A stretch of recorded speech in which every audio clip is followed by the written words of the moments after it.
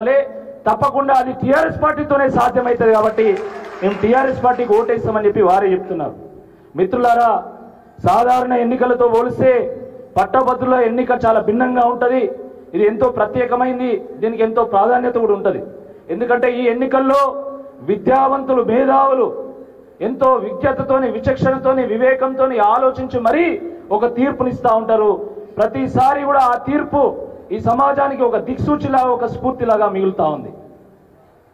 గత పరంపర చూసినట్టయితే ఒక చుక్క రామయ్య గారు, ఒక ప్రొఫెసర్ నాగేశ్వర్ గారు, డాక్టర్ రాజేశ్వరరావు గారు, ఎల్ఎస్ రాజు గారు, రామచంద్రరావు గారు, లేదా దిలీప్ కుమార్ గారు, లేదా పల్లా రాజేశ్వర రెడ్డి గారు, పార్టీలు ఏవైనా పట్టభద్రులందరూ కూడా ప్రతిసారి మంచి విజనరీస్ ని, థింకర్స్ ని, ఇంటలెక్చువల్స్ ని సమాజంలో సంక్షోభం ఏర్పడ్డప్పుడు ఆ సంక్షోభ సమయంలో కూడా సమాజానికి ఒక దారి చూపగలిగే సత్తా ఉన్నటువంటి వాళ్ళను, ప్రజలకు ఆదర్శంగా నిలబడేటువంటి వాళ్ళను మాత్రమే పదే పదే ఎన్నుకుంటా ఉన్నారు.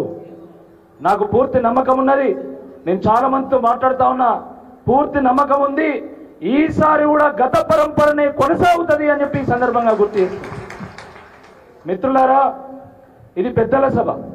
పెద్దల సభ అంటే విద్యావంతులను, మేధావులను పంపుతారు తప్ప మోసగాళ్ళను అసలే పంపరు.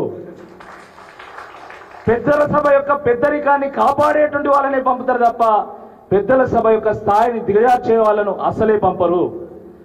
పెద్దల సభలో విజ్ఞానంతో, విచక్షణతో, విషయ పరిజ్ఞానంతో మాట్లాడేటువంటి వాళ్ళనే పంపుతారు తప్ప పెద్దల సభలో బూతులు మాట్లాడి ఆ పెద్దల సభను బూతుల సభగా మార్చేటువంటి వాళ్ళను అస్సలు పంపరని చెప్పి సందర్భంగా మనం చేస్తాం. మిత్రులారా, ఈ రాష్ట్రంలో ఏ సందర్భంలో కాంగ్రెస్ పార్టీ ప్రభుత్వంలోకి వచ్చిందో మీ అందరికీ తెలుసు. 6 గ్యారంటీలు, 420 హామీలు ఇస్తే 2 పర్యాయాల పాటు కేసీఆర్ గారికి అవకాశం ఇచ్చాము, బీఆర్ఎస్ పార్టీకి అవకాశం ఇచ్చినాం కదా, వీళ్ళు అంతకంటే ఎక్కువ చేస్తామని చెప్తున్నారు కదా అని చెప్పి ఒకసారి వేరే వాళ్ళకి అవకాశం ఇద్దామని కాంగ్రెస్ పార్టీకి ఓటు వేసి ఏరి కోరి ఎంచుకొని వాళ్ళని ప్రభుత్వంలో తీసుకురావడం జరిగింది. సరే, మార్పు అనేది సహజం. ప్రజాస్వామ్యంలో మార్పు అనేది సహజమైనటువంటి ప్రక్రియ, ఎవరు కూడా శాశ్వతం కాదు.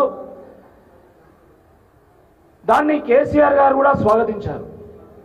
మేము ప్రతిపక్షంగా ఉంటాం, ప్రజల పక్షంగా ఉంటాం, తెలంగాణ పక్షంగా ఉంటామని చెప్పేసి స్వయంగా తెలంగాణ తెలుగు ముఖ్యమంత్రి కేసీఆర్ గారే ప్రకటించారు. దానివల్ల ఇబ్బంది ఏం లేదు. కానీ ఇచ్చినటువంటి హామీలు ఏంది, వీరు ఈరోజు చేస్తున్నది ఏందో ఒకసారి గమనించాలి. ఈ హామీల మీద వివరంగా పెద్దలందరూ కూడా మాట్లాడుతూ నేను ఒక 2 విషయాలు చెప్పి నేను ముగిస్తా.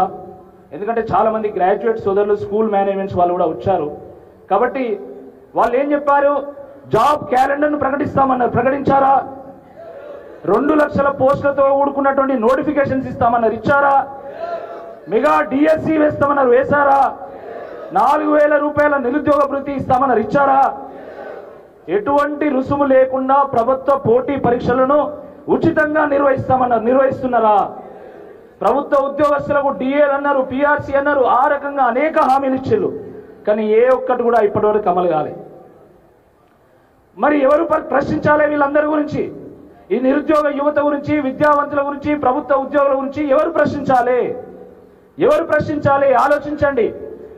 కాంగ్రెస్ పార్టీ ఎమ్మెల్సీ అభ్యర్థిగా ఉన్నటువంటి ఆ వ్యక్తి ఒకవేళ ఎమ్మెల్సీగా గెలిస్తే ఆయన ప్రభుత్వాన్ని ప్రశ్నించగలుగుతాడా? ఆయన ముఖ్యమంత్రి రేవంత్ రెడ్డి గారిని నిలదీయగలుగుతాడా? నిలదీసి ఒక్కరోజైనా కాంగ్రెస్ పార్టీలో మిగులుతాడా?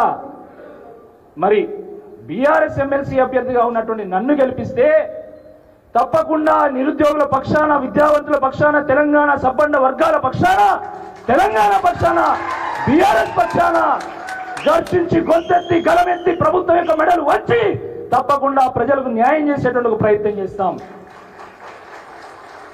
మిత్రులారా, కాంగ్రెస్ పార్టీని ప్రజలే కోరుకొని ప్రభుత్వంలో తీసుకొచ్చింది కాబట్టి ఈరోజు ఒకవేళ టీఆర్ఎస్ పార్టీ ఎమ్మెల్సీ అభ్యర్థి ఓడిపోయినా ఆ ప్రభుత్వానికి వచ్చేటువంటి ముప్పేం లేదు, ఆ ప్రభుత్వం కొనసాగుతుంది. కానీ బీఆర్ఎస్ పార్టీ నుండి నన్ను గెలిపిస్తే ప్రజలకు ఒక ఆయుధం ఇచ్చినట్టయితుంది, ఒక ప్రశ్నించే గొంతునిచ్చినట్టయితే అని చెప్పి ఈ సందర్భంగా నేను గుర్తు చేస్తున్నా. మనం అధికారం కోసం ఓట్లు అడుగుతలేము. అధికారం ఆల్రెడీ